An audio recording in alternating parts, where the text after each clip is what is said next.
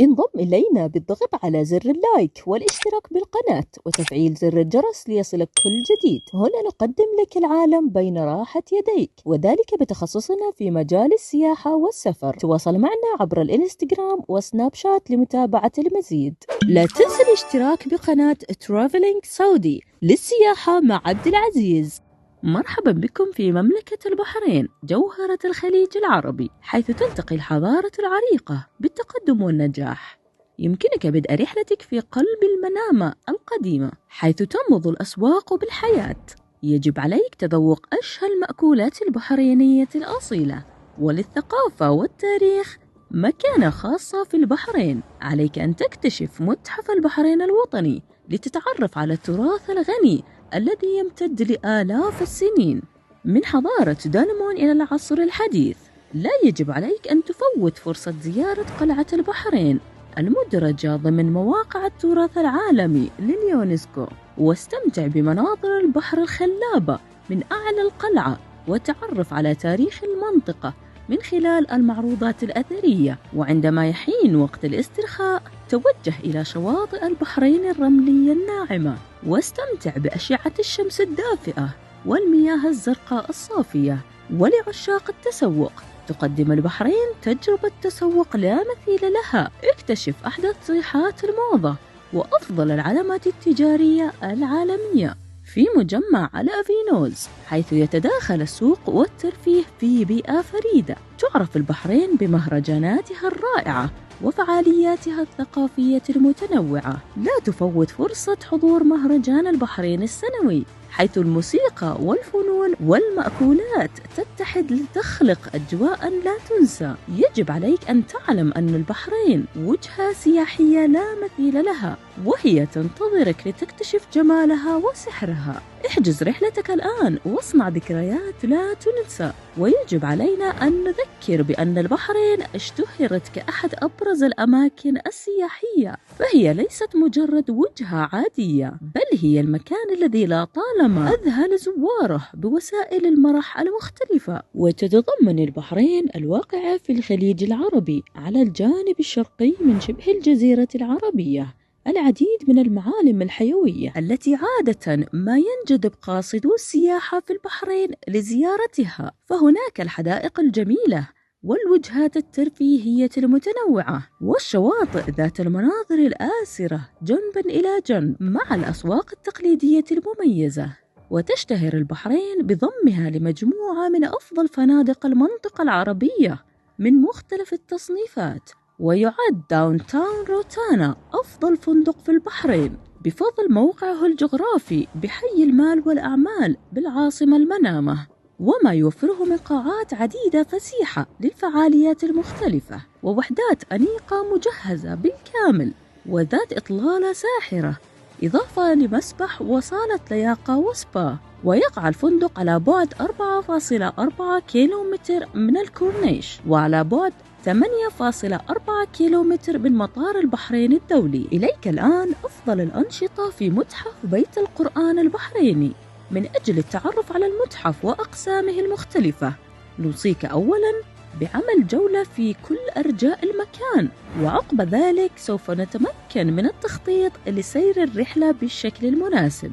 ولنيل تفاصيل أدق عن تاريخ المصحف ومعروضاته، بمقدورك الاستفادة من الجولات الإرشادية والإرشادات الصوتية التي يتيحها المتحف. إليك أيضا التجول والاستمتاع بمشاهدة المخطوطات والنسخ القرآنية قديمة، لا سيما النسخ الهامة، ليس فقط أول نسخة قرآنية والتي تعود لعهد الخليفة عثمان بن عفان، ولكن هناك أيضا أول نسخة من القرآن يتم طباعتها، وقد طبعت في ألمانيا عام 1694 ميلاديا. كما ستجد خلال جولتك أيضا أكبر مصحف في العالم، وقد كتب في الهند بخط النسخ في القرن ال18 الميلادي، بالإضافة إلى عدد من المصاحف صغيرة الحجم والتي لا يمكنك قراءتها إلا بعدسات مكبرة.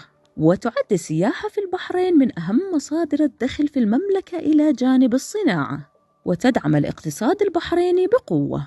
وتجذب البحرين سنوياً أكثر من 2 مليون زائر، والنسبة الكبرى من السياح هم من دول الخليج العربي. ويأتي في المرتبة الأولى السياح السعوديين والكويتيين، ثم العمانيين، فالإماراتيين والقطريين، ويأتي السياح الأجانب معظمهم من بريطانيا والولايات المتحدة. وتعد شركة البحرين للسياحة من أكبر الدعامات للسياحة في البحرين، وجلبت مبالغ ضخمة، وهي شركة مملوكة للدولة. والبحرين مليئة بالآثار والمتاحف والأماكن الأثرية، كما أن طبيعة البحرين الجزرية جعلت منها دولة مليئة بالشواطئ. كما أن البحرين تحتضن العديد من المعارض والمؤتمرات، والجهة المسؤولة عن القطاع السياحي في البحرين هي وزارة الثقافة البحرينية.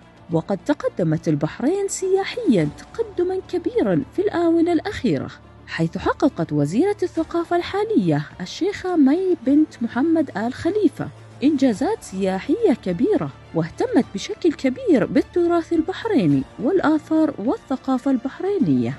وتعد سياحة الآثار من أهم السياحات في البحرين، فيها العديد من المواقع التراثية والآثار القديمة، ومنها قلعة البحرين ومسجد الخميس. ويصف دليل لونلي بلانيت البحرين بأنها متقدمة وممتازة لمنطقة الخليج، وتحوي البحرين الكثير من المواقع الأثرية كمسجد الخميس وقلعة البحرين وبيت الشيخ عيسى بن علي. وأحد أهم الآثار الإسلامية في البحرين هو مسجد الخميس، الذي قد بني في العصر الأموي في عهد الخليفة عمر بن عبد العزيز، ويتميز بمنارتيه التوأمتين.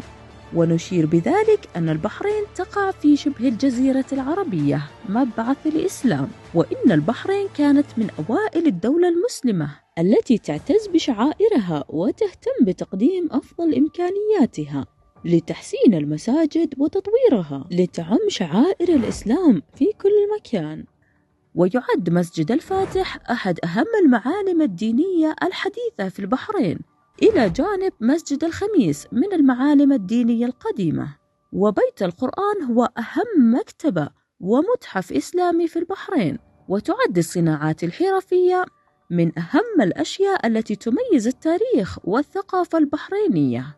فقد أكد مركز البحرين للتميز أن الصناعات الحرفية لها دور كبير في إبراز الثقافة البحرينية، وقد اشتهرت الحرفية بانتشارها بين قرى البحرين. ويعد مركز الجسرة للحرفيين أحد أهم المراكز التي تظهر المهن الحرفية في البحرين، والتي هي صناعة الفخار التي تصنع منها الأواني والجرات، واشتهرت أيضا برسم الحناء والتفنن به.